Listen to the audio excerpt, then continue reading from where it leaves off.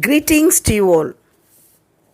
Welcome to Class 10, Unit 7, Supplementary Reading, A Dilemma, written by Silas Weir Michel. I was just 37 when my uncle Philip died.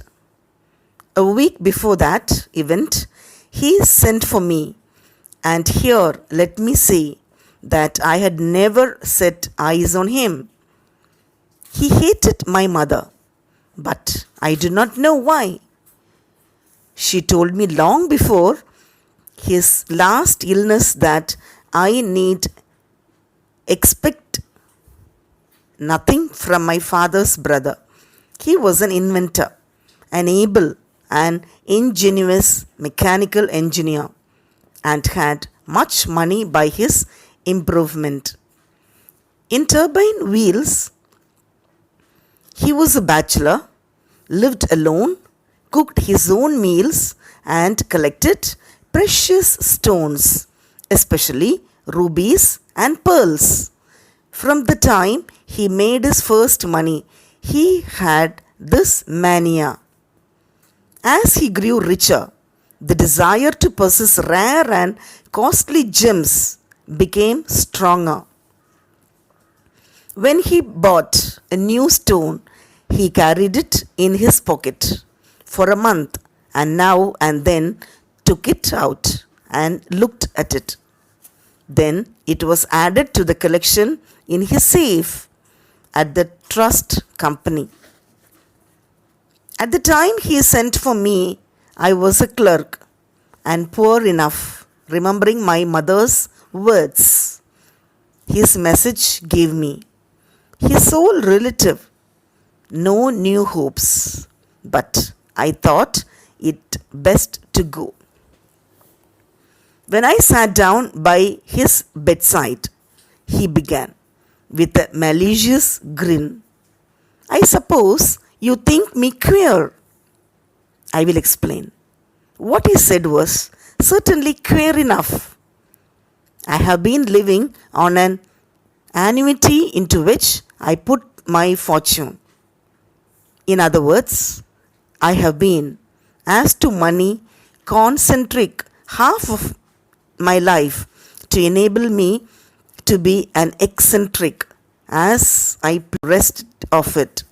Now I repent of my wickedness to you all and desire to live in the memory of at least one of my family. You think I am poor and have only my annuity. You will be profitably surprised. I have never parted with my precious stones. They will be yours. You are my sole heir.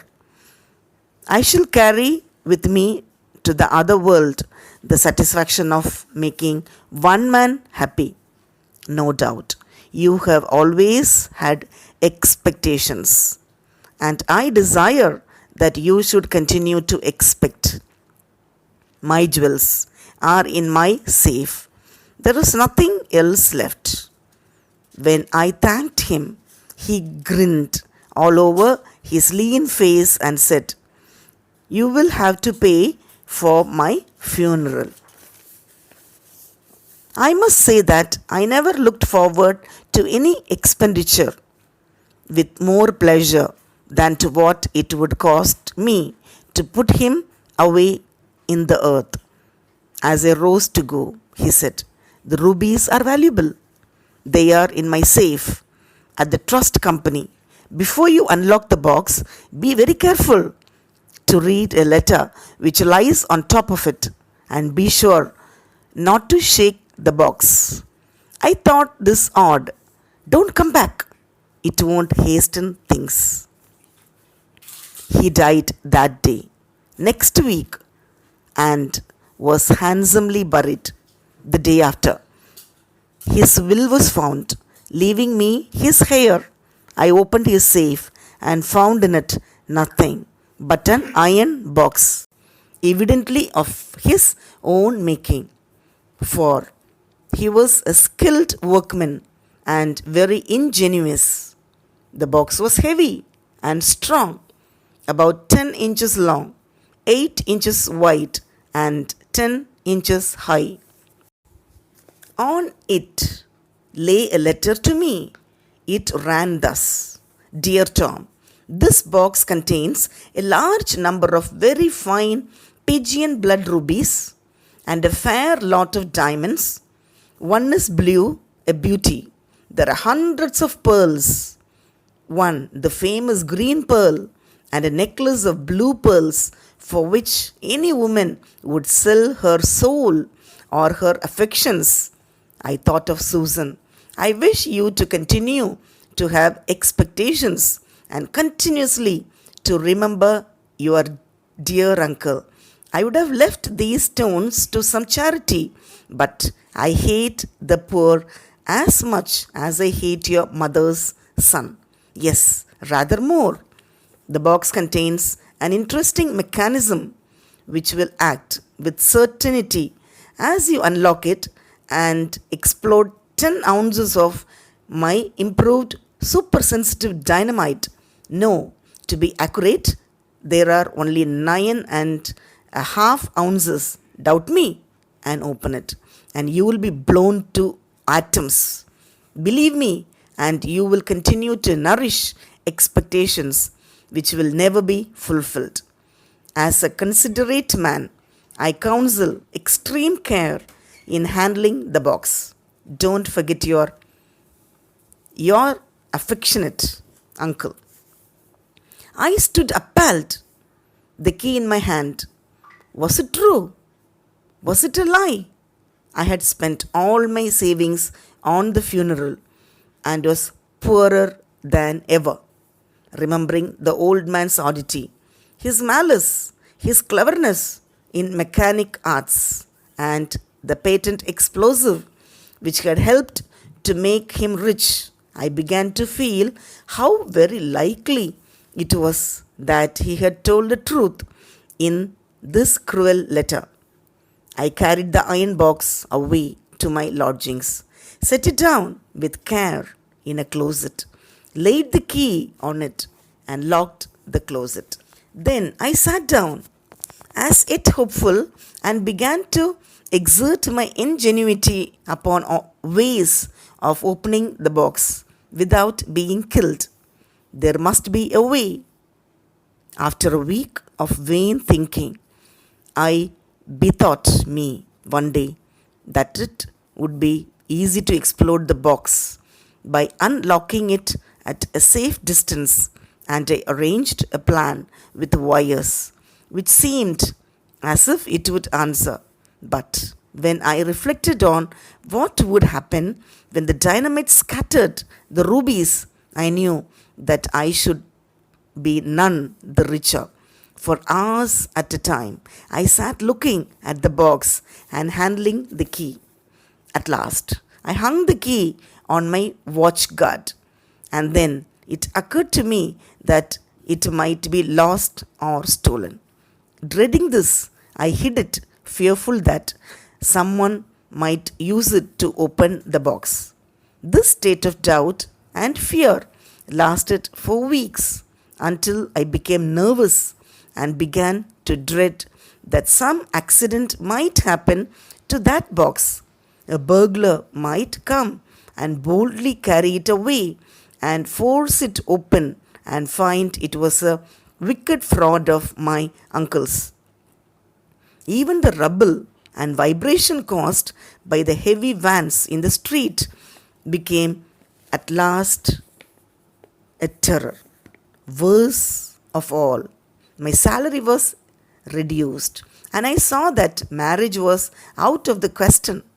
In my despair, I consulted Professor Clinch about my dilemma and as to some safe way of getting at the rubies. He said that if my uncle had not lied, there was none that would not ruin the stones, especially the pearls, but that it was a silly tale and altogether incredible.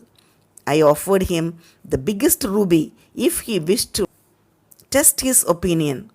He did not desire to do so.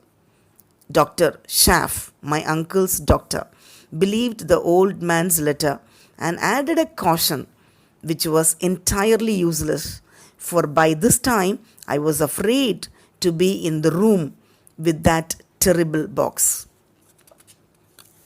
At last, the doctor kindly warned me that I was in danger of losing my mind with too much thought about my rubies.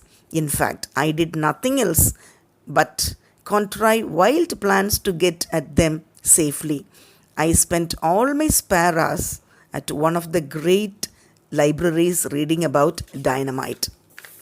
Indeed, I talked of it until the library attendants, believing me a lunatic or a dynamite fiend, declined to humor me and spoke to the police. I suspect that for a while I was shadowed as a suspicious and possibly criminal character. I gave up the libraries and, becoming more and more fearful, set my precious box on a down pillow for fear of its being shaken. For at this time, even an absurd possibility of its being disturbed by an earthquake troubled me. I tried to calculate the amount of shake needed to explode my box.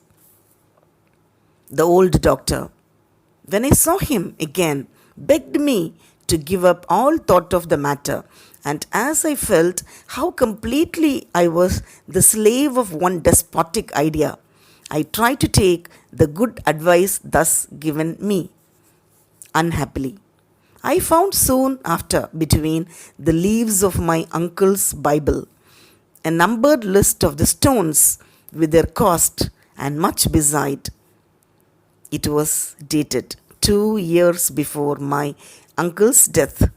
Many of the stones were well known, and their enormous value amazed me. Several of the rubies were described with care, and curious histories of them were given in detail. One was said to be the famous sunset ruby, which had belonged to the Empress Queen Maria Theresa. One was called the blood ruby, not, as was explained, because of the color, but on account of the murderers it had occasioned. Now, as I read, it seemed again to threaten death. The pearls were described with care as an unequaled collection. Concerning two of them, my uncle had written what I might call biographies, for indeed they seem to have done much evil and some good. One, a black pearl, was mentioned in an old bill of sale as she, which seemed queer to me. It was maddening. Here, guarded by a vision of sudden death, was wealth beyond the dreams of avarice. I am not a clever or ingenious man. I know little beyond how to keep a ledger, and so I was and am, no doubt, absurd about many of my notions as to how to solve this riddle. At one time, I thought of finding a man who would take the risk of unlocking the box. But what right had I to subject anyone else to the trial I dare not face? I could easily drop the box from a height somewhere, and if it did not explode, could then safely unlock it. But if it did blow up when it fell, good bye to my rubies. Mine indeed. I was rich and I was not. I grew thin and morbid and so miserable that I at last carried my troubles to my father confessor. He thought, deeming it simply a cruel jest of my uncle's, but was not so eager for another world as to be willing to open my box. He too counseled me to cease thinking about it. Good heavens, I dreamed about it. Not to think about it was impossible. Neither my own thought, nor science, nor religion had been able to assist me. 2 years have gone by, and I am one of the richest men in the city and have no more money than will keep me alive. Susan said I was half crackled like Uncle Philip and broke off her engagement. In my despair, I advertised in the Journal of Science and have had absurd schemes sent me by the dozen. At last, as I talked too much about it, the thing became so well known that when I put the horror in a safe in a bank, I was promptly desired to withdraw it. I was in constant fear of burglars, and my landlady gave me notice to leave because no one would stay in the house with that box. I am now advised to print my story and await advice from the ingenuity of the American mind. I have moved into the suburbs and hidden the box and changed my name and my occupation. This I did to escape the curiosity of the reporters. I ought to say that when the government officials came to hear of my inheritance, they were reasonably desired to collect the succession tax on my uncle's estate. I was delighted to assist them. I told the collector my story and showed him Uncle Philip's letter. Then I offered him the key and asked for time to get half a mile away. That man said he would think it over and come back later. That is all I have to say. I have made a will and left my rubies and pearls to the Society for the Preservation of Human Vivisection. If any man thinks this account a joke or an invention, let him coldly imagine the situation. Given an iron box known to contain wealth and to contain dynamite arranged to explode, when the key is used to unlock it, what would any sane man do? What would he advise? Now let us see something about the author. Silas Ware Michel, 1829 to 1914, was a neurologist by profession. He was among the famous physicians of his time and a prolific writer of both scientific and literary works. He was born in Philadelphia, studied at the University of Pennsylvania, and received a degree of MD in 1850. He is considered the father of neurology as well as pioneer in scientific medicine. He published more than 25 literary titles, and his medical experiences and background enabled him to write historical fiction with much psychological insight. Many honorary degrees were conferred upon him by several universities at home and abroad. The American Academy of Neurology Award for Young Researchers is named after him. Thank you. I extend a hearty thanks to all the subscribers and viewers.